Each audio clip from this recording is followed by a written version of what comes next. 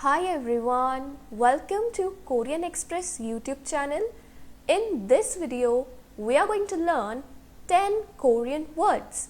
So, let's start. Okay, the first one is the Korean word for company, and that is 회사. 회사. Okay, next comes the Korean word for boat, and that is 배. 배. Okay, now let's see the Korean word for a bathroom or restroom, and that is 화장실. 화장실. Now comes the Korean word for pants, and that is 바지. 바지.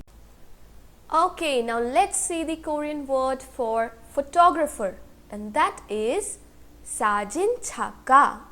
사진작가. Okay, now comes the Korean word for bottle, and that is 병. 병. Okay, now let's see the Korean word for cabbage, and that is 양배추. 양배추.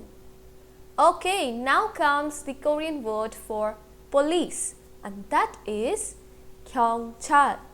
경찰. Now let's see the Korean word for strawberry, and that is 딸기. 딸기. Alright, now comes the Korean word for chef, and that is 요리사. 요리사. Okay, so today we learned 10 very easy Korean words. I hope you liked this video.